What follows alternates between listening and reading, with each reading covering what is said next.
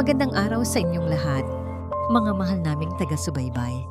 Ito na naman ang inyong paboritong channel kung saan ang bawat kwento ay humahaplos sa puso. Ang istoryang ating tutunghayan ngayon ay isang paalala na ang tadhana ay mapaglaro. Isang saglit lang ng galit, isang pagkakamali. At ang dalawang buhay na pinaghiwalay ng panahon ay maaaring magbanggaan sa paraang hindi inaasahan. Halina't pakinggan natin ang unang kabanata ng Ang Sampal ng Tadhana. Diwa ang marahas na pagpreno at ang nakabibinging tunog ng nagkiskisang bakal ang pumunit sa katahimikan sa loob ng mamahaling sasakyan ni Alonsina Diwa. Napaigtad siya at ang hawak niyang papeles ay nagsiliparan sa sahig na nababalutan ng karpet. Anong nangyari? Sigaw niya sa kanyang driver. Ang boses ay matalas at walang pasensya. Hindi ito maaari. Hindi ngayon. 5 minuto na lang at magsisimula na ang pinakamahalagang board meeting ng taon. Ang bawat segundo ay katumbas ng milyon-milyon. Sa labas, sa gitna ng siksikang trapiko ng lungsod pangarap, isang motorsiklo ang bahagyang sumayad sa gilid ng kanyang bagong-bagong European car.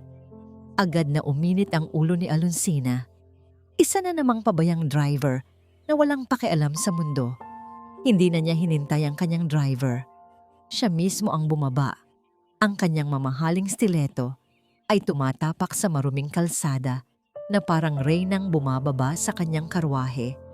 Bawat mata sa paligid ay napako sa kanya, sa kanyang postura, sa kanyang damipit na halatang libo-libo ang halaga, at sa aura ng kapangyarihan na bumabalot sa kanya. Ang rider ng motorsiklo ay bumaba na rin. Isang lalaking payat, sunog sa araw ang balat, at nakasuot ng luma at punit-punit na damit. Yumuko ito at tiningnan ang gasgas sa kanyang sasakyan. "Pasensya na po, ma'am," sabi ng lalaki. Ang boses ay mahina. "Hindi ko po sinasadya.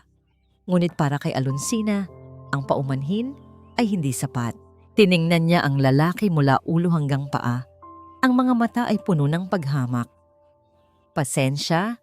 Mababayaran ba ng pasensya mo ang perwisyong idinulot mo?" Malamig niyang sabi. "Tingnan mo nga ang sarili mo. Tingnan mo ang kalawangin mong motor. May pambayad ka ba sa ganitong klase ng sasakyan?" Napatigagal ang lalaki. Ang mga tao sa paligid ay nagsimulang magbulungan. "Hindi ko kasalanan ang lahat," katwiran ng lalaki. May bahid na ng pagtutol sa boses. Bigla po kayong lumiko. Ang katwirang yon ang nagsilbing gasolina sa apoy ng galit ni Alonsina. Paano naglakas loob ang isang tulad nito na sumagot sa kanya? "Aba, at may gana ka pang mga twiran?" Itinuro niya ang dibdib ng lalaki. "Hindi mo ba ako kilala? Mga taong tulad ninyo ang salot sa lipunan. Mga pabigat, mga walang disiplina." Bawat salita ay parang latigo na humahagupit hindi lang sa lalaki, kundi sa lahat ng nakakarinig. Pula na ang mukha ng lalaki sa galit at hiya. "Wala kang karapatang yurakan ang pagkatao ko dahil lang mahirap ako. Wala akong panahon para dito," sigaw ni Alonsina. At sa isang iglap, sa tindi ng kanyang galit, isang desisyon ang kanyang ginawa na pagsisisihan niya habang buhay. Itinaas niya ang kanyang kamay. Isang malutong na sampal ang dumapo sa pisngi ni Dalisay. Ang tunog nito ay umalingaw-ngaw sa gitna ng ingay ng trapiko. Napasinghap ang mga tao. Natahimik ang lahat. Napaatras si Dalisay dahil sa lakas ng sampal. Sa kanyang pag-atras, sumabit ang punit niyang damit sa manibela ng motor at bahagya itong nahawi sa kanyang likuran. At doon, sa isang saglit na tila bumagal ang takbo ng mundo, nakita ito ni Alonsina sa ilalim ng maruming tela. Sa kayumangging balat sa itaas na bahagi ng likod ng lalaki, naroon ito. Isang marka, isang balat na hindi maipagkakamali, isang balat na hugis patak ng tubig. Biglang nanlamig ang buong katawan ni Alonsina. Ang ingay ng lungsod pangarap ay biglang nawala. Ang tanging naririnig niya ay ang kumakabog niyang dibdib. Ang tanging nakikita niya ay ang markang yon. Isang imahe ang sumilay sa kanyang isipan. Isang maliit na batang lalaki, tumatawa habang naglalaro sila sa hardin. 20 taon na ang nakalipas. Isang batang lalaki na may parehong-parehong marka sa likod. Sinag. Ang pangalan ay parang isang bulong mula sa nakaraan. Isang multo na matagal na niyang sinusubukang kalimutan. Nanginginig ang mga labi ni Alonsina. Ang galit sa kanyang mga mata ay napalitan ng isang emosyong hindi niya mailarawan. Gulat, takot, pagkabigla. Ang lalaking kaharap niya, ang lalaking kasasampal lang niya, ang lalaking hinamak niya sa harap ng maraming tao. Hindi maaari. Ang kanyang assistant ang umalalay sa kanya pabalik sa sasakyan. Tulala si Alonsina, hindi makapagsalita. Hindi makagalaw. Isinara ang pinto at dahan-dahang umandar ang sasakyan. Iniwan ang eksenang puno ng tensyon. Sa loob, nanginginig si Alonsina, hindi dahil sa galit, kundi sa isang matinding takot at pagsisisi na ngayon lang niya naramdaman sa buong buhay niya. Ang kanyang paghinga ay mababaw at mabilis. Ang mga mata niya ay nakatitig sa bintana.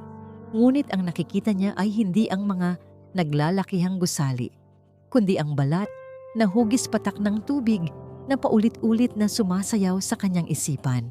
Ang board meeting, ang milyon-milyon, ang reputasyon, lahat ay biglang naglaho. Wala na siyang pakialam sa mga yon. Lumingon siya sa kanyang assistant.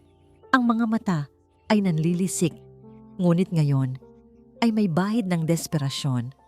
Hanapin mo ang lahat ng impormasyon tungkol sa lalaking yon. Utos niya. Ang boses ay nanginginig ngunit buo ang determinasyon. Lahat. Pangalan, tirahan, lahat. Ngayon din.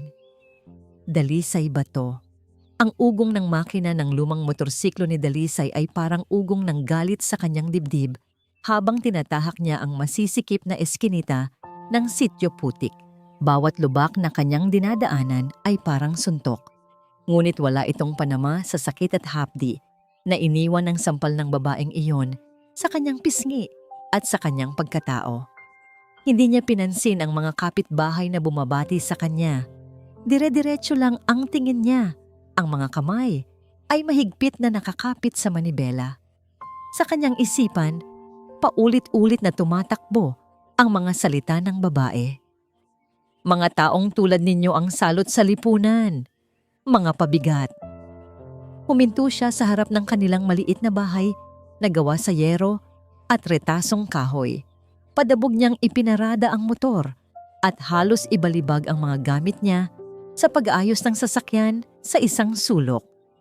Kinuha niya ang isang basag na salamin at tiningnan ang kanyang mukha. Isang malinaw na pulang marka ang nakabakat sa kanyang pisngi. Isang marka ng pang-aalipusta. Dalisay anak, kararating mo lang pala. Isang malumanay na boses ang pumukaw sa kanya. Ang kanyang nanay Sol, ang babaeng kumupkop at nagpalaki sa kanya, ay lumabas mula sa kusina. May daladalang isang basong tubig. Nang makita nito ang kanyang mukha, biglang nag-iba ang ekspresyon nito. Diyos ko, anong nangyari sa mukha mo? Nasangkot ka ba sa gulo? Wala po ito. Nay, mabilis niyang sagot, umiiwas ng tingin. May kumalso lang na piyesa, tumama sa mukha ko. Hindi siya sanay magsinungaling sa ina, ngunit paano niya sasabihin ang totoo? Nahinayaan niyang tapak-tapakan ng isang mayamang babae ang kanyang dignidad sa gitna ng daan. Tinitigan siya ni Nanay Sol. Ang mga mata ay puno ng pag-aalala. Alam niyang hindi naniniwala ang ina, ngunit hindi na ito nagtanong pa. Hinaplos na lang nito ang kanyang balikat. Magpahinga ka na muna, anak. Hahainan na kita ng pagkain. Naiwan siyang mag-isa kasama ang galit na unti-unting nagiging lungkot. Ganito na ba talaga ang mundo? Kung ipinanganak kang mahirap, wala ka na bang halaga?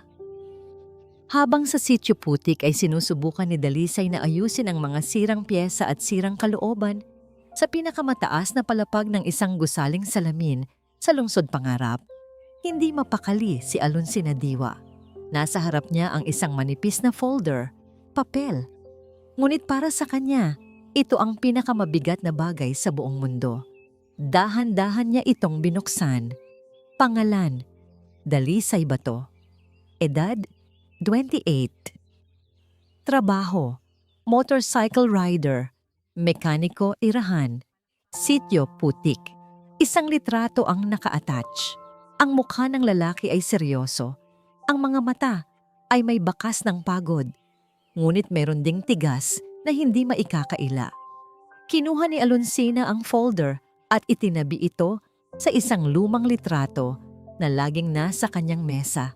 Ang litrato ng isang masayang batang lalaki na may ngiting hanggang tenga. Si Sinag. Pinagmasdan niya ang dalawang mukha. Ang mga mata, ang ilong. May mga bahid ng pagkakahawig, ngunit binago na ng panahon at hirap ang dating inosenteng mukha. Sa sobrang bigat ng kanyang dibdib, binuksan ni Alonsina ang isang maliit na kahon na gawa sa kahoy. Sa loob nito ay isang maliit na ibong gawa rin sa kahoy, laro ang gawa ng kanilang ama.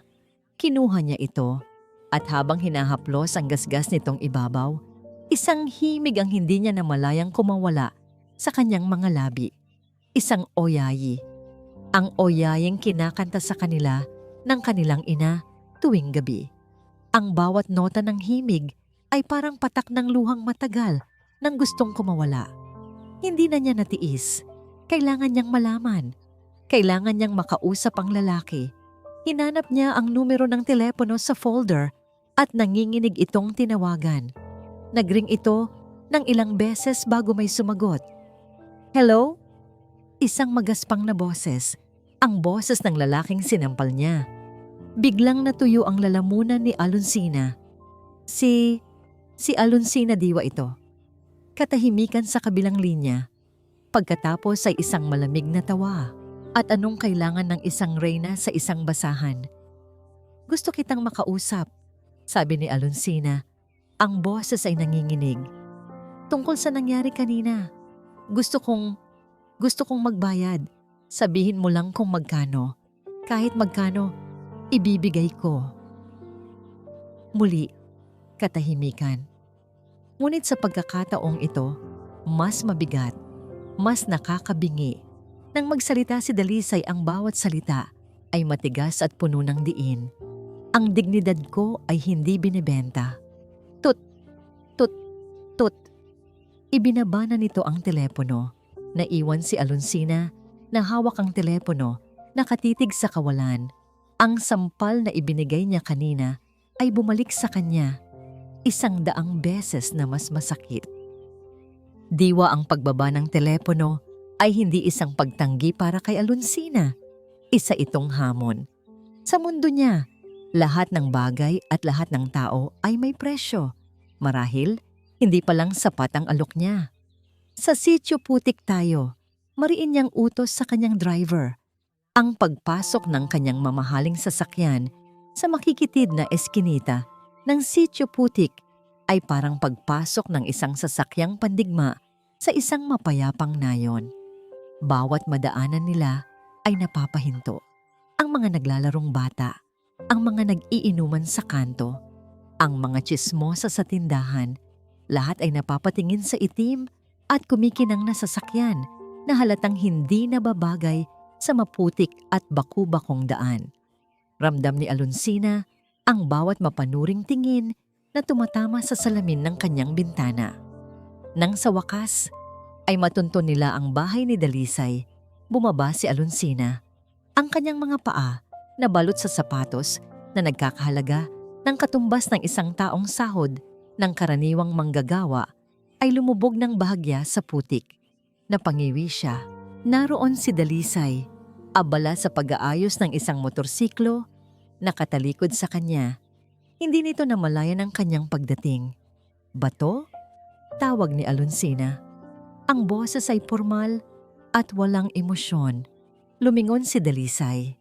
Ang pagkagulat sa kanyang muka ay agad na napalitan ng pagkasuklam. nang makita kung sino ang nasa harap niya. Tumayo ito ng tuwid.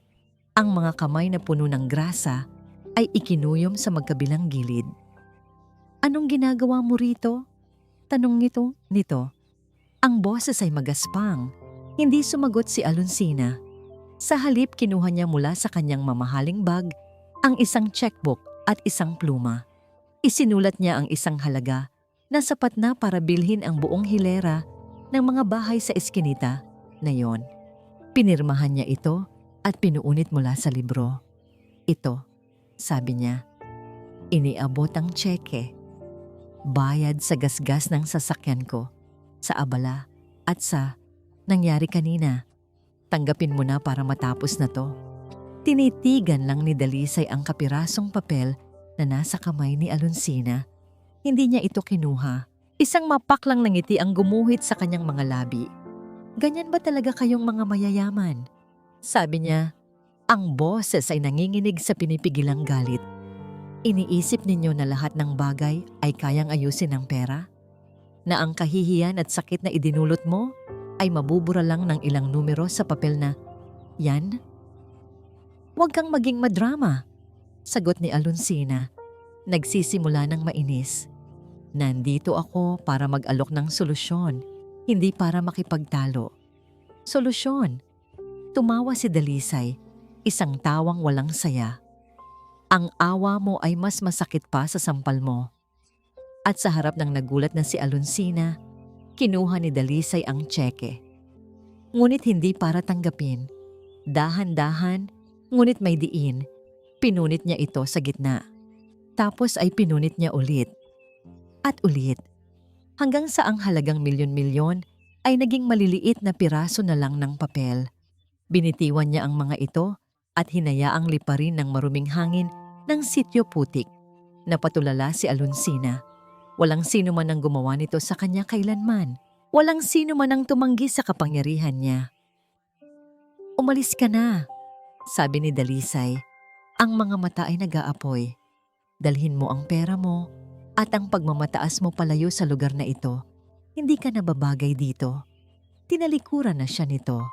Ngunit para kay Alonsina, hindi pa tapos ang laban. Ang pagtangging iyon, ang pagkapunit ng tseke, ang pagtalikod nito, lahat ay nagtulak sa kanya sa bingit ng desperasyon.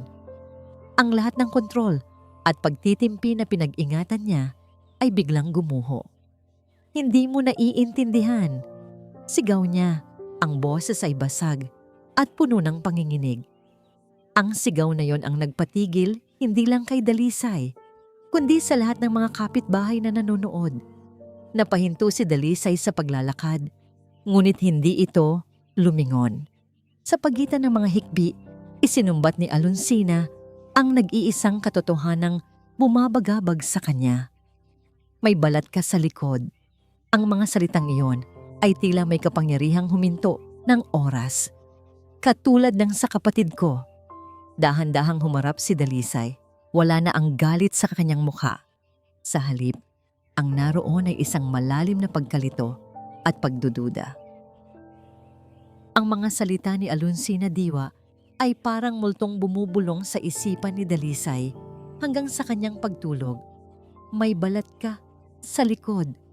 Katulad ng sa kapatid ko. Pabaling-baling siya sa kanyang manipis na banig. Isang desperadang babae. Iyon lang iyon. Isang mayamang babae na nasaktan ng ego, kaya kung ano-ano na lang ang sinasabi para guluhin siya. Isang panibagong laro. Iyon lang dapat ang iisipin niya. Ngunit sa kalagitnaan ng gabi, hindi niya namalayang kinakapan ng kanyang mga daliri ang likuran. Hinahanap ang markang naging dahilan ng gulo. Isang balat na habambuhay na niyang dala. Ngunit ngayon lang nagkaroon ng kakaibang bigat. Kinabukasan, sinubukan niyang isantabi ang lahat. Inilubog niya ang sarili sa trabaho, sa ingay ng mga makina at sa amoy ng grasa. Ito ang mundo niya. Dito, siya ang may kontrol. Walang mayaman, walang mahirap. Tanging mga sirang piyesa na kailangan niyang buuin. Habang abala sa pag-aayos ng kadena ng isang motor, isang himig ang pamilyar na lumabas sa kanyang mga labi. Isang himig na hindi niya alam kung saan nanggaling, pero laging naroon sa isang sulok ng kanyang alaala. Simple lang ito, malungkot ngunit payapa. Madalas niya itong sinisipol kapag mag-isa siya o kapag malalim ang iniisip. Ilang metro ang layo. Sa kabilang kalsada, nakatayo si Alonsina Diwa. Pagkatapos ng nangyari kahapon, alam niyang hindi nagagana ang pera o puwersa. Kaya ngayon, nagbago siya ng stratehiya. Nakasuot lang siya ng simpleng blusa at pantalon, walang alahas, at nakatayo sa gilid ng palengke, malapit sa Sitio Putik, sinusubukang huwag mapansin. Mula sa malayo, pinagmamasdan niya si Dalisay. Pinagmamasdan niya kung paano ito magtrabaho, kung paano ito makipag-usap sa mga customer, kung paano nito punasan ang pawis sa kanyang noo. Sa bawat kilos nito, hinahanap niya ang anino ng maliit na batang lalaki na nakalaro niya noon. At bigla, narinig niya ito. Mahina sa simula, dala ng hangin. Isang himig na sinisipol na patigil sa pagtibok ang puso ni Alonsina. Ang ingay ng palengke, ang sigawan ng mga tinder, ang busina ng mga tricycle, lahat ay naglaho. Ang himig, ang oyayi ng kanilang ina, ang kantang siya lang at si Sinag ang dapat na nakaaalam. Ang himig na kinakanta niya kagabi habang hawak ang ibong kahoy. Hindi na niya napigilan ang mga luha na namuo sa kanyang mga mata. Hindi ito maaaring maging isang pagkakataon lamang. Ang balat ay maaaring maging katulad ng sa iba. Ngunit ang himig na ito ang kanilang sikreto. Ito ang kanilang nakaraan. Nanginginig ang kanyang mga tuhod, ngunit pinilit niyang humakbang. Bawat hakbang palapit kay Dalisay ay parang isang hakbang pabalik sa nakaraan. Dahan-dahan siyang lumapit, takot na baka kapag naramdaman nito ang kanyang presensya, ay bigla itong tumigil. Nakatayo na siya ngayon sa likuran nito. Ang himig ay mas malinaw na at bawat nota ay parang punyal na tumutusok sa kanyang puso. Huminga siya ng malalim. Tinipon ang lahat ng natitirang lakas ng loob. Ang himig na yan. Ang boses niya ay mahina. Halos isang bulong. Napatigil sa ginagawa si Dalisay. Ang pagsipol ay biglang naputol. Dahan-dahan siyang lumingon. At nang makita niya si Alonsina, ang kanyang muka ay agad na naging alerto. Handa na siyang magbuga ng masasakit na salita. Ngunit pinigilan siya ng tanong ni Alonsina. Saan mo natutunan yan? Ang tanong ay simple, ngunit puno ng kahulugan. Hindi ito tungkol sa pera. Hindi ito tungkol sa paghingi ng tawad. Ito ay isang tanong na nagmula sa isang lugar na mas malalim. Napakunot ang noo ni Dalisay. Anong ibig mong sabihin? Ang kanta, pag-uulit ni Alonsina, ang mga luha ay nagsisimula nang dumaloy sa kanyang mga pisngi. Ang sinisipol mo, saan mo narinig yan? Tinitigan ni Dalisay ang babae. Ang pagiging arogante nito kahapon ay wala na. Ang nakikita niya ngayon ay isang taong nasasaktan at nangungulila. Nagkibit-balikat siya, trying to act casual para itago ang sarili niyang pagkalito. Hindi ko alam. Basta, alam ko lang, parang ito lang yata ang kaisa-isang bagay na naaalala ko mula noong bata pa ako. Ang sagot na yon, ang simpleng pag-amin na yon, ang nagsilbing kumpirmasyon para kay Alonsina. Ito na nga, siya na nga. Ang batang nawala sa gitna ng kadiliman ay nasa harap niya ngayon, binago ng panahon, ngunit naroon pa rin. Si Sinag. At sa sandaling iyon, sa gitna ng dumi at ingay ng Sitio Putik, isang sinag ng pag-asa ang tumagos sa puso ni Alonsina. Kasabay ng isang madilim na anino ng takot sa kung ano ang susunod na mangyayari. Ang sandali sa pagitan ni Alonsina at Dalisay, isang sandaling puno ng marupok na pag-asa, ay biglang pinutol ng isang kagyat na tawag mula sa kanyang opisina. Kailangan na niyang bumalik. Ngunit habang papalayo, hindi niya maialis ang tingin kay Dalisay na naiwang nakatayo, litong-lito.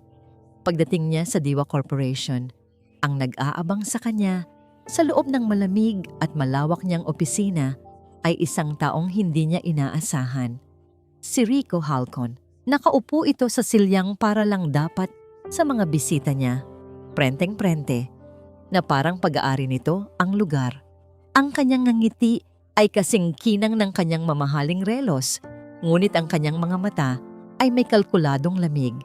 Si Rico ang pinakabago at pinakamatunog na karibal ng pamilya Diwa sa negosyo. Kilala siya sa pagiging agresibo at walang awa. Rico, bati ni Alonsina. Ang boses ay agad na naging formal at matigas. Anong ginagawa mo rito? Wala kang appointment. Diretso na tayo sa punto, Alonsina. Sabi ni Rico, tumatayo. Nandito ako para sa isang alok.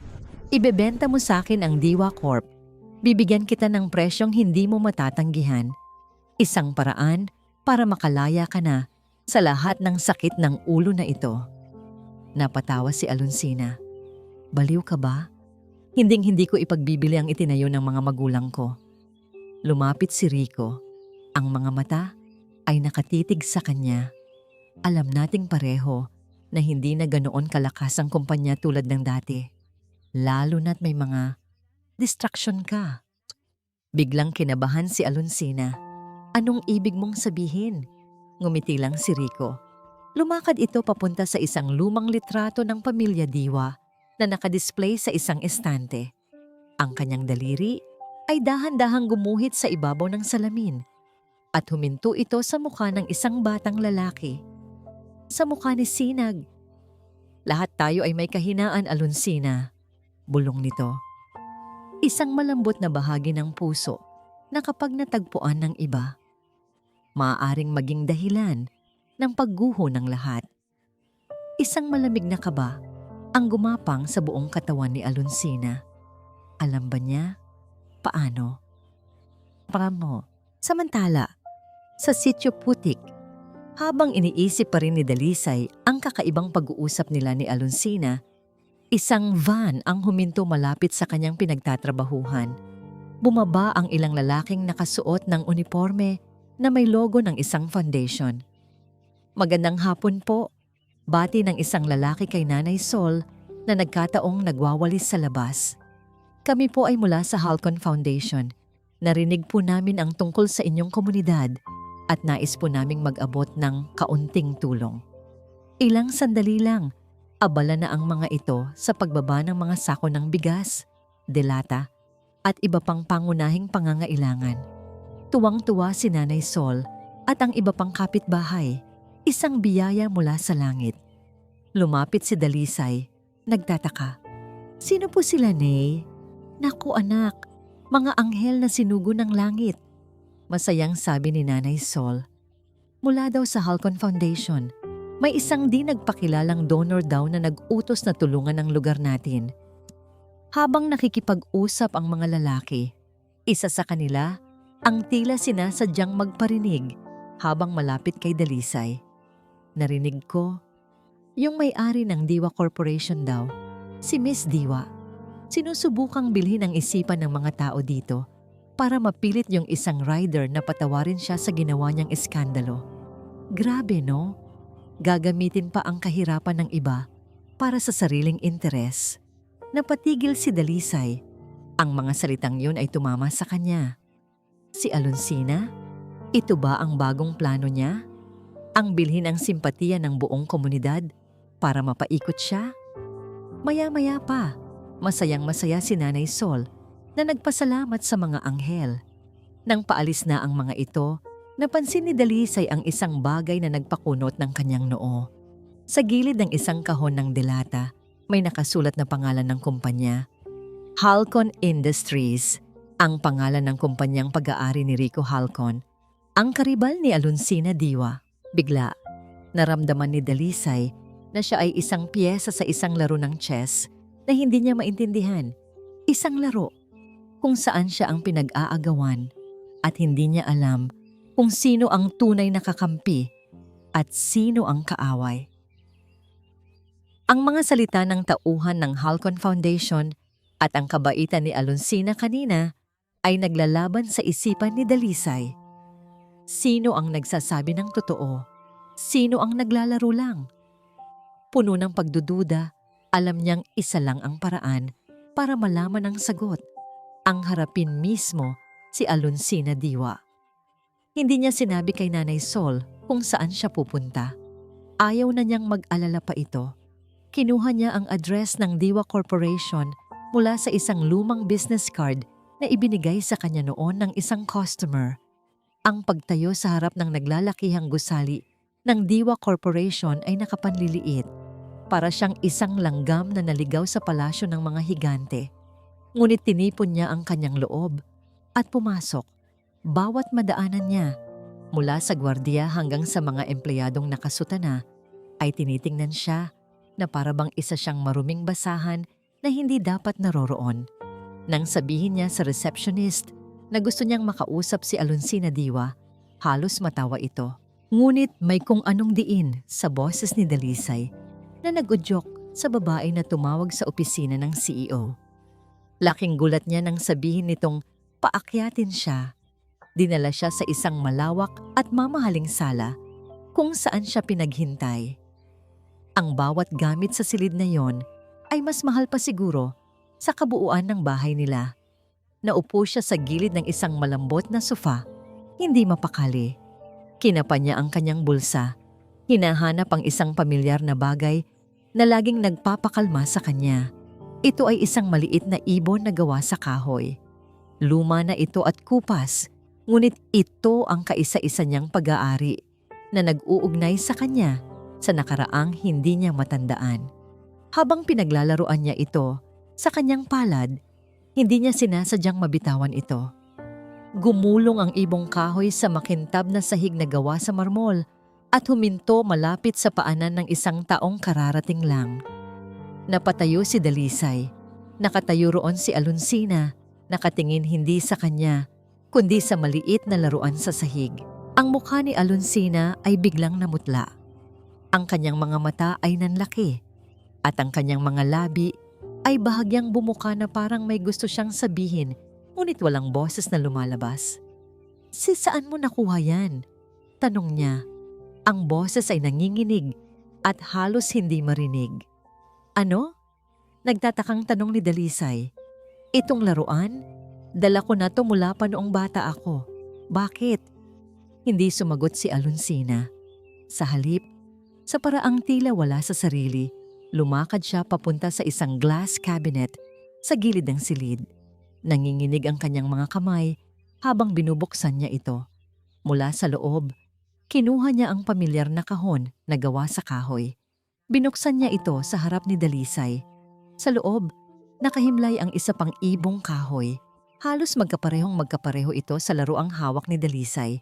Pareho ang ukit, pareho ang itsura, pareho ang sukat. Ang pagkakaiba lang, ang bersyon ni Alonsina ay mas naalagaan. Si Papa ang gumawa niyan, sabi ni Alonsina. Ang mga luha ay malayang dumadaloy na ngayon sa kanyang mga pisngi. Dalawa, isang pares, isa para sa akin. Itinaas niya ang kanyang nanginginig na kamay at itinuro ang laruan ni Dalisay. At isa para sa nakababata kong kapatid. Tinitigan ni Dalisay ang dalawang ibong kahoy. Ang isa ay nasa kamay ng pinakamayamang babae na nakilala niya. Ang isa ay nasa magaspang at puno ng grasa niyang palad. Magkahiwalay, mga piraso lang sila ng kahoy, ngunit ngayong magkatabi, tila may sarili silang kwento. Isang kwentong 20 taon nang nawawala. Ang pagdududa sa puso ni Dalisay ay nagsimulang matibag at napalitan ito ng isang damdaming hindi niya maintindihan, isang halo ng pagkalito, sakit, at isang kakaibang pakiramdam ng pagkakilala. Huminga ng malalim si Alonsina. Tinitigan niya si Dalisay ng diretso sa mga mata. Ang lahat ng pag-aalinlangan ay nawala. May natatandaan ka ba? Tanong niya. Ang boses ay isang desperadong pakiusap. Sininag. Ang pangalang iyon, hindi niya alam kung bakit, pero nang marinig niya ang pangalang Sinag, Isang matalim na sakit ang biglang kumirot sa kanyang ulo. Isang sakit na may dalang mga pira-pirasong imahe, kadiliman, takot, at ang pakiramdam ng pagiging mag-isa. Napahawak siya sa kanyang ulo at napaatras. Tumakbo siya. Hindi niya alam kung saan siya pupunta.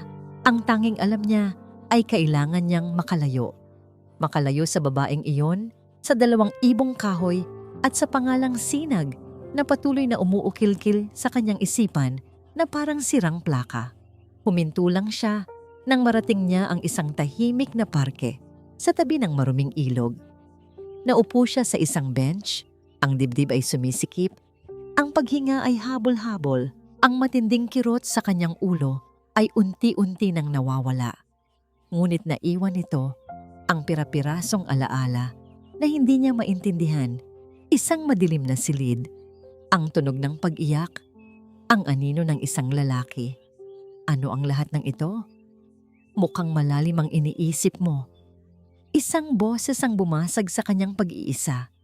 Nag-angat siya ng tingin at nakita ang isang lalaking nakatayo sa kanyang harapan. Matikas itong manamit, nakangiti, ngunit may kung anong lamig sa mga mata nito. Ito ang lalaking nakita niya sa Sitio Putik, ang pinuno ng Halcon Foundation. "Sino ka?" tanong ni Dalisay, handa nang tumayo.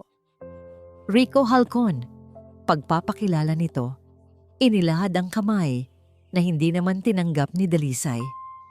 "Nakita kitang paalis sa Diwa Corp kanina. Mukhang hindi naging maganda ang pag-uusap ninyo." Naging alerto si Dalisay. "Paano mo nalaman?" "May mga mata at tenga ako sa lahat ng dako," sabi ni Rico.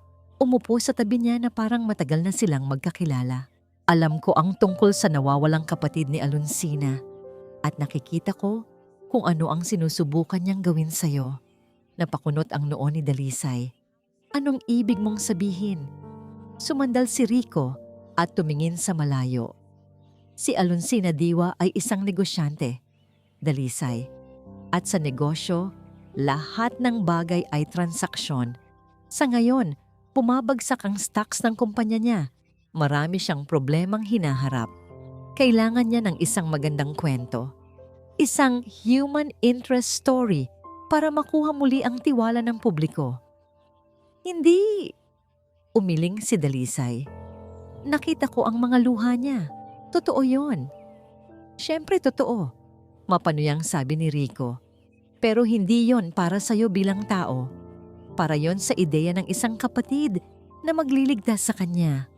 Para sa kanya, isa kang solusyon, isang asset, hindi isang pamilya." Bawat salita ni Rico ay parang lason na dahan-dahang gumagapang sa ugat ni Dalisay. Binubuhay muli ang lahat ng galit at pagdududa na pilit na niyang ibinabaon. Kinuha ni Rico ang kanyang tablet at ipinakita kay Dalisay ang ilang article sa internet. Mga headline tungkol sa mga problema ng Diwa Corporation. "Gagamitin ka niya," patuloy ni Rico. "Ipapakita sa buong mundo na natagpuan na niya ang nawawala niyang kapatid. Magiging bayani siya sa mata ng lahat. At pagkatapos, kapag tapos na ang lahat at wala ka ng pakinabang, ano sa tingin mo ang mangyayari?" Tinitigan ni Rico si Dalisay ng diretso sa mata. "Babalik ka sa Sitio Putik at siya, babalik sa kanyang palasyo. Ganoon lang yon." Natahimik si Dalisay. Ang mga salita ni Rico ay tumama sa pinakamasakit na parte ng kanyang pagkatao. Ang katotohanang sila ay mula sa magkaibang mundo. "Pero huwag mo akong paniwalaan," biglang sabi ni Rico. Nagbago ang tono. Kumuha siya ng isang maliit na bagay mula sa kanyang bulsa, isang parang ballpen. "Alamin mo mismo ang katotohanan." Iniabot niya ito kay Dalisay. "Isa itong voice recorder. Makipagkita ka sa kanya. Hayaan mo siyang magsalita. Kung totoo ang sinasabi niya, wala siyang dapat itago. Kung hindi, maririnig mo mismo mula sa bibig niya." Kinuha ni Dalisay ang recorder. Ang bigat nito sa kanyang palad ay kasimbigat ng pagdududa na muling bumalot sa kanyang puso. Hawak ang voice recorder na parang isang granada, Pumayag si Dalisay na makipagkita muli kay Alonsina. Pinili niya ang isang simpleng kapihan sa labas ng lungsod pangarap. Isang lugar na neutral, malayo sa sityo putik at sa mundo ng Diwa Corporation. Bago pa dumating si Alonsina, inilagay niya ang recorder sa bulsa ng kanyang lumang jacket. Ang daliri ay nakahanda sa record button. Bahagi ng kanyang puso, ang umaasang mali si Rico Halcon. Ngunit mas malaking bahagi ang naghahanda para sa pinakamasakit na katotohanan. Dumating si Alonsina, muli ay nakasuot ng simpleng damit. Walang bakas, ng aroganteng babae na sumampal sa kanya. Ang nasa harap niya ngayon ay isang kapatid na nangungulila. "Salamat sa pagpunta mo," sabi nito. Ang boses ay mahina. Hindi sumagot si Dalisay. Pinindot niya ang record button. "Tungkol sa nangyari kahapon," panimula ni Alonsina. "Naiintindihan ko kung naguguluhan ka, kung natatakot ka. Ako rin." Huminga ito ng malalim. 20 taon, Dalisay. Sinag. 20 taon kitang hinanap. 20 taon kong sinisisi ang sarili ko sa pagkawala mo. Ikinuwento niya ang araw na yon. Ang araw na dapat ay binabantayan niya ang kanyang nakababatang kapatid sa hardin. Ngunit mas pinili niyang makipaglaro sa ibang bata. Isang saglit lang siyang nawala sa paningin. Isang saglit lang na nagbago sa kanilang buhay magpakailanman. "Kasalanan ko ang lahat," sabi niya. Ang mga luha ay muling dumadaloy. "Hindi ako humihingi ng tawad dahil lang gusto kong bumalik ka. Humihingi ako ng tawad dahil nasaktan kita. Dahil sa kabila ng lahat ng paghahanap ko, sa unang pagkikita natin, hinamak pa kita. At iyon ang hinding-hindi ko mapapatawad sa sarili ko." Walang bahid ng pagkukunwari sa boses niya. Tanging purong pagsisisi. Nakinig lang si Dalisay at habang nakikinig, unti-unting lumalambot ang kanyang puso. Ang laso ni Rico ay tila nawawalan ng bisa. "May isang lugar akong gustong puntahan kasama ka," sabi ni Alonsina. "Ang dati nating bahay. Baka sakaling may maalala ka." Isang bahagi ni Dalisay ang nagsasabing, "Huwag." Ngunit mas malakas ang puwersa na humihila sa kanya. Ang pagnanasang malaman kung sino ba talaga siya. Ang lumang bahay ng mga diwa ay malaki at napapaligiran ng isang hardin na dati maganda, ngunit ngayoy napabayaan na. Pagbaba nila ng sasakyan, pamilyar ang pakiramdam sa lugar, ngunit malabo. "Dito," turo ni Alonsina sa isang malaking puno ng mangga. "Dito tayo laging naglalaro. Umaakyat ka hanggang sa pinakamataas na sanga." Ngumiti si Dalisay ng bahagya. May kung anong kumikiliti sa kanyang alaala. Naglakad pa sila hanggang sa marating nila ang likod ng bahay. Doon, may isang pinto na gawa sa bakal, bahagyang nakalubog sa lupa. Isang pinto papunta sa basement o silong. "At dito naman," panimula ni Alonsina, "dito tayo laging nagtatago kapag..." Hindi niya natapos ang sasabihin. Biglang naniga si Dalisay. Ang kanyang paghinga ay bumilis. Isang malamig na pawis ang tumagaktak sa kanyang noo. Ang pamilyar na kirot ay bumalik sa kanyang ulo. Mas matindi, mas malinaw. Ang pinto, ang madilim na pinto na yon, mga imahe, kadiliman, ang amoy ng alikabok at nabubulok na kahoy, ang tunog ng mga daga, ang pakiramdam ng gutom at takot, ang anino ng isang lalaking nagbibigay sa kanya ng tinapay at tubig. "Hindi," bulong niya na paatras. "Ayoko dyan." "Sinag, anong nangyayari sa'yo?" Nag-aalalang tanong ni Alonsina. "Huwag! Ayoko dyan!" Sigaw niya na pahawak sa kanyang ulo. Ang takot sa kanyang mga mata ay totoo at hindi maipaliwanag. Isang takot na nagmula sa isang lugar na matagal nang nakabaon sa limot. Habang si Dalisay ay nababalot ng biglaang takot, nag-vibrate ang telepono ni Alonsina. Isang text message mula sa kanyang assistant. Isang mensaheng nagpatigil sa kanyang mundo. "Ma'am, Kumpirmado. Ang lumang bodega ng Diwa sa may pier, ang lugar kung saan huling nakita si Sir Sinag, ay binili na po ng Halcon Industries. Ang transaksyon ay isinara kaninang umaga lang. Nanlaki ang mga mata ni Alonsina. Si Rico, ang bodega, ang biglaang takot ni Dalisay sa silong. Ang lahat ng ito ay hindi nagkataon lamang. Ito ay isang palaisipan na dahan-dahang nabubuo at ang larawan sa gitna ay mas madilim at mas mapanganib kaysa sa kanyang inaakala. Alonsina Diwa, hindi na nag-aksaya ng panahon si Alonsina. Iniwan niya si Dalisay sa pangangalaga ng kanyang pinagkakatiwalaang driver at agad na nagtungo sa opisina ni Rico Halcon. Pumasok siya na parang bagyo, walang paalam, walang paggalang. Naabutan niya si Rico na nakatalikod, nakatingin sa malawak na tanawin ng lungsod pangarap mula sa kanyang bintana. "Binili mo ang bodega," sabi ni Alonsina, walang paligoy-ligoy. Ang boses niya ay malamig na parang yelo. Dahan-dahang humarap si Rico, isang ngiti ang naglalaro sa kanyang mga labi. "Real estate is my business, Alonsina. Nakita ko ang isang magandang investment, kinuha ko." "Huwag ako, Rico. Alam kong alam mo. Ang bodegang iyon, may connection yon sa pagkawala ng kapatid ko." "Talaga ba?" Tumawa siya ng mahina. "Baka naman masyado ka lang sentimental. Pero kung gusto mong balikan ang mga multo ng nakaraan, sino ako para pigilan ka?" Lumapit siya. Ang boses ay naging isang mapanganib na bulong. Ang tanong ay, handa ka bang malaman kung ano talaga ang nangyari sa kadiliman ng bodegang iyon? Halos aminin na niya ang pagiging kampante niya, ang paghamon sa kanyang mga mata. Lahat ay nagsasabing may alam siya. Ngunit walang ebidensya si Alonsina. Wala siyang armas. Sa ngayon, malalaman ko rin ang katotohanan, Rico.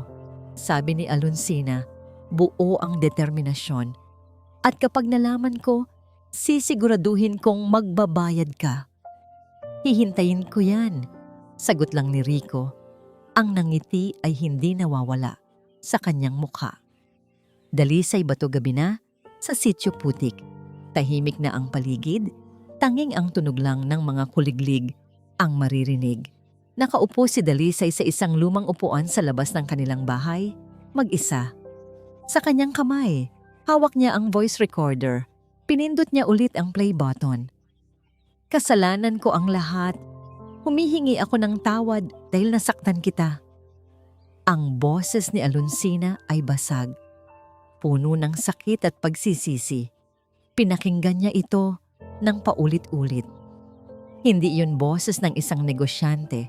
Iyon ay boses ng isang kapatid. Ang bawat salita ay parang tubig na dahan-dahang naghuhugas sa lason na ikinalat ni Rico sa kanyang isipan. Ngunit ang pagkalito ay naroon pa rin. Ang takot na naramdaman niya sa lumang bahay, ang mga pira-pirasong alaala, lahat ay masyadong totoo. Mukhang hindi ka pa rin makapagdesisyon. Isang anino ang lumabas mula sa dilim. Si Rico Halcon, nakatayo sa harap niya na parang isang demonyong lumitaw mula sa lupa. "Anong ginagawa mo rito?" tanong ni Dalisay, napatayo. "Tapos na ang pagpapanggap, Dalisay, o dapat bang sabihin kong Sinag?" Sabi ni Rico, ang boses ay wala ng bahid ng pagkakaibigan. "Nandito ako para sabihin sa iyo ang totoo." Ikinuwento ni Rico ang tungkol sa matinding alitan ng kanyang ama at ng ama ni Alonsina. Isang alitan sa negosyo na nauwi sa personal na pagkasuklam. "Ang ama mo ang sumira sa pamilya namin," malamig na sabi ni Rico. "Kaya kinuha ng ama ko ang pinakamahalagang bagay sa kanya. Ikaw." Nanigas si Dalisay. Ang mga pira-pirasong alaala ay biglang nagkaroon ng mukha. Ang anino sa madilim na silid ay nagkaroon ng anyo. "Hindi ka lang basta nawala, Sinag. Kinidnap ka," patuloy ni Rico. "At ang babaeng iyon, ang ate mo, hinayaan ka lang niyang mawala. Ngayon, Gusto kanyang bawiin para linisin ang konsensya niya. Lumapit si Rico. Ang alok niya ay simple, ngunit nakalalason. Tulungan mo ako. Tulungan mo akong pabagsakin si Alonsina at ang lahat ng itinayo ng pamilya ninyo. Bilang kapalit, ibibigay ko sa iyo ang buhay na ninakaw sa iyo. Kayamanan, kapangyarihan, at higit sa lahat, paghihiganti. Oras na para maningil sinag, sabi ni Rico. Sa kanila, natahimik si Dalisay. Ang kanyang mundo ay gumuho sa pangalawang pagkakataon. Kumuha si Rico ng isa pang bagay mula sa kanyang bulsa. Isang mamahaling pluma. May kamera yan, sabi niya. Hilingin mo kay Alonsina na makipagkita sa'yo sa lumang bodega. Sabihin mong gusto mong harapin ang nakaraan. Ito na ang huling pagkakataon mo para pumili ng panig. Iniabot ni Rico ang pluma. Naghihintay. Tumingin si Dalisay sa pluma pagkatapos ay sa madilim na daan papunta sa lungsod pangarap. Ang kanyang mukha ay walang emosyon, hindi mabasa. Dahan-dahan, itinaas niya ang kanyang kamay at kinuha ang pluma. Dalisay bato. Ang bawat segundo habang hawak ni Dalisay ang telepono ay parang isang oras. Ang bigat ng pluma sa kanyang bulsa ay kasing bigat ng desisyon na kanyang ginawa. Pinili na niya ang kanyang panig. O iyon ang sinabi niya sa sarili niya. Nanginginig ang kanyang kamay habang dinadial niya ang numero ni Alonsina. Hello? Sinag, sagot agad ni Alonsina. Ang boses ay puno ng pag-aalala. Ayos ka lang ba? Nag-alala ako sa iyo kanina. Huminga ng malalim si Dalisay.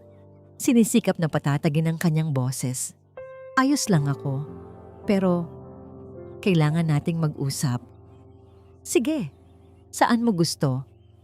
Sa lumang bodega ninyo sa may pier, sabi ni Dalisay. Bawat salita ay parang bubog na lumalabas sa kanyang lalamunan. Sinabi mo, dapat kong harapin ang nakaraan. Siguro ito na yon. Kailangan kong puntahan ang lugar kung saan nagsimula ang lahat. Katahimikan sa kabilang linya. Ramdam ni Dalisay ang pag-aalinlangan ni Alonsina. Mag-isa ka lang. Dagdag niya, inuulit ang utos ni Rico. Ayokong may ibang tao, tayo lang. Sinag, delikado, sabi ni Alonsina. Si Rico, binili niya ang lugar na, yon. Alam ko, putol ni Dalisay. Kaya nga kailangan kong pumunta para malaman ang totoo. Kung hindi ka pupunta, maiintindihan ko. Pero ako, pupunta ako. Iyon ang pain. Ang pagpapakita niya ng determinasyon at alam niyang kakagatin ito ni Alonsina. Hindi nito hahayaang pumunta siya roon ng mag-isa. Sige, sagot ni Alonsina pagkatapos ng ilang sandali. Ang boses niya ay mabigat sa pag-aalala. Magkita tayo doon. Mag-iingat ka. Pagbaba ng telepono, napasandal si Dalisay sa pader. Pakiramdam niya ay isa siyang taksil. Ngunit isang boses sa kanyang isipan, ang boses ni Rico, ang nagsasabing ito ang tamang gawin. Ito ay para sa hustisya. Alonsina diwa puno ng masamang kutob, minaneho ni Alonsina ang kanyang sasakyan papunta sa pier. Tinawagan niya ang kanyang security, ngunit sinabihan niya ang mga itong manatili sa malayo at huwag magpakita hanggat hindi niya sinasabi. Ayaw niyang takutin si Sinag. Ang bodega ay isang malaki at kinakalawang na istruktura na nakatayo sa dulo ng abandonadong bahagi ng pier. Ang amoy ng maalat na hangin at nabubulok na kahoy ay bumalot sa paligid. Nakita niya si Dalisay na nag-aabang sa labas, nakatayo sa ilalim ng isang nag-iisang poste ng ilaw. Walang emosyon ang mukha nito. Sinag, tawag niya habang lumalapit. Tumingin ito sa kanya. Pumasok na tayo. Itinulak niya ang malaking metal na pinto. Isang maingay na tunog ang umalingaw-ngaw sa katahimikan. Sa loob, alikabok at dilim ang sumalubong sa kanila. Tanging ang sinag lang ng buwan mula sa mga butas na bubong ang nagsisilbing ilaw. Ang hangin sa loob ay mabigat at tila puno ng malulungkot na alaala. Humarap sa kanya si Dalisay. Ang kanyang mga mata ay madilim, hindi mabasa. Iniiwasan niyang tumingin ng diretso kay Alonsina. "Bakit mo ako pinapunta rito, Sinag?" Tanong ni Alonsina. Ang boses ay mahina. Hindi ito sumagot. At bigla, isang malakas na kalabog ang narinig nila mula sa likuran. Blag! Ang mabigat na pinto ng bodega ay sumara ng buong lakas. Isinasara ang nag-iisang daan palabas at ikinukulong sila sa ganap na kadiliman. Napasinghap si Alonsina. Kinapa niya ang kanyang telepono para buksan ang flashlight, ngunit bago pa niya magawa iyon, bumukas ang mga ilaw sa buong bodega, isa-isa. Ang nakita nila ay nagpatigil sa kanilang paghinga. Hindi sila nag-iisa. Nakatayo sa gitna ng bodega, sa ilalim ng pinakamaliwanag na ilaw, si Rico Halcon. Nakangiti ito, isang ngiting tagumpay. Sa likod niya ay may ilan pang malalaking lalaki na nakatayo, mga aninong handang sumunod sa anumang iutos niya. "Welcome home, Sinag," sabi ni Rico. Ang boses ay umaalingaw-ngaw sa loob ng malawak na espasyo. Pagkatapos ay tumingin siya kay Alonsina. Ang mga mata ay nagliliyab sa tagumpay. "At paalam sa iyo, Alonsina." Nagbigay siya ng senyas sa kanyang mga tauhan. Dahan-dahan, nagsimula silang maglakad palapit sa dalawa. Nakatayo si Alonsina na parang isang estatwa. Ang isipan ay nagsisikap na intindihin ang nangyayari. Ang pagtataksil, ang bitag. Tumingin siya kay Dalisay na nakatayo sa tabi niya. Ang mukha ay isang blangkong papel. "Anong ibig sabihin nito, Dalisay?" Tanong niya. Ang boses ay basag. Ngunit si Rico ang sumagot. "Huwag mo siyang sisihin," sabi nito. Lumalakad palapit na parang isang mangangasong papalapit sa kanyang huli. "Binigyan ko lang siya ng pagkakataong makita ang katotohanan. Ang katotohanang ikaw at ang pamilya mo ang dahilan ng lahat ng paghihirap niya. Hindi totoo yan. Hindi ba?" Tumawa si Rico. "Ang ama mo ang nagpabagsak sa negosyo ng ama ko. Tinanggal niya ang lahat sa amin. Ang aming yaman, ang aming karangalan. Kaya ginawa lang ng ama ko ang nararapat. Kinuha niya ang pinakamahalaga sa ama mo." Tumingin si Rico kay Dalisay. "Itinago ka ng ama ko dito mismo sa bodegang ito. Binalak niyang isauli ka kapalit ng pagluhod ng mga diwa. Ngunit namatay siya sa atake sa puso bago niya magawa iyon. At ikaw ay naiwan. Isang aksidente ng kasaysayan." Naglakad si Rico palibot sa kanila.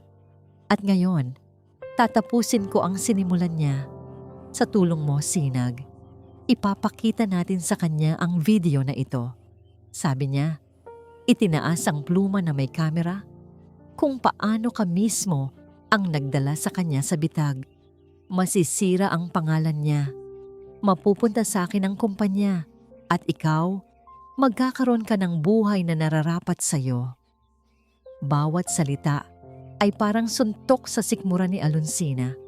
Ngunit ang mas masakit ay ang katahimikan ni Dalisay. Pakiusap niya. Ang mga luha ay dumadaloy sa kanyang pisngi. "Huwag mong pakinggan ang demonyong yan. Pamilya tayo." Dalisay, bato, pamilya. Ang salitang yun ay umalingaw-ngaw sa loob ng bodega. At kasabay nito, ang lahat ng pirapirasong alaala ay biglang nagkadugtong-dugtong. Ang madilim na silid ay ang sulok na ito ng bodega. Ang amoy ng alikabok ay ang amoy na nalalanghap niya ngayon, ang anino ng isang lalaki. Ito ay ang ama ni Rico na nag-aabot sa kanya ng pagkain. At ang pag-iyak ay hindi lang sa kanya. May isa pang iyak.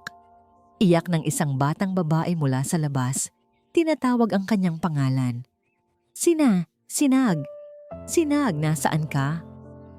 Ang boses na yon, ang boses ni Alonsina, noong bata pa ito. Ang boses na hindi pala siya iniwan, ang boses na hinahanap siya, biglang lumiwanag ang lahat. Ang babaeng ito ay hindi siya pinabayaan. Hinanap siya nito. Ang tunay na kaaway ay nasa harap niya, nagtatago sa likod ng mga kasinungalingan. Nakita ni Rico ang pagbabago sa mga mata ni Dalisay. Ano pa ang hinihintay mo? Panig ka sa amin, di ba? Tumingin si Dalisay kay Rico. Ang kanyang mga mata ay nag-aapoy sa isang bagong damdamin. Hindi na ito pagkalito, ito ay galit. Ang pangalan ko, sabi niya, ang boses ay mababa at matigas, ay hindi sinag.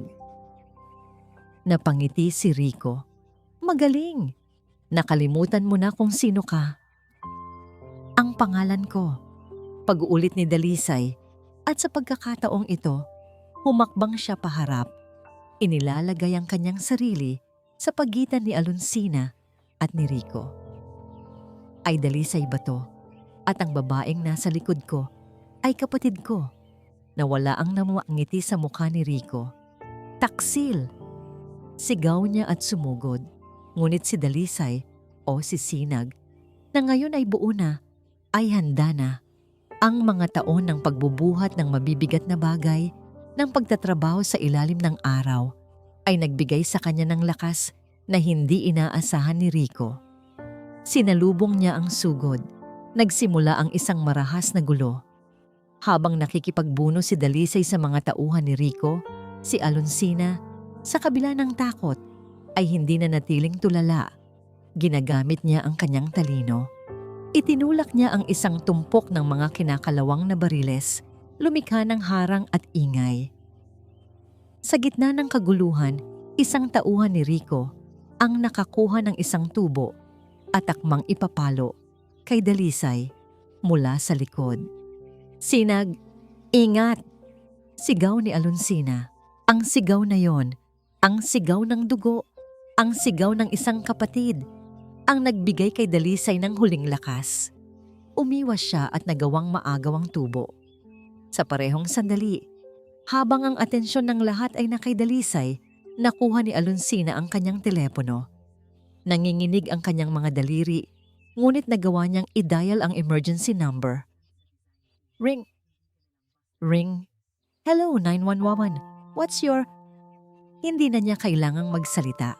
Sa labas, ang nakabibinging tunog ng mga sirena ng pulis ay biglang pumunit sa katahimikan ng gabi, papalapit ng papalapit. Alonsina Diwa, ang pagdating ng mga pulis ay mabilis at episyente.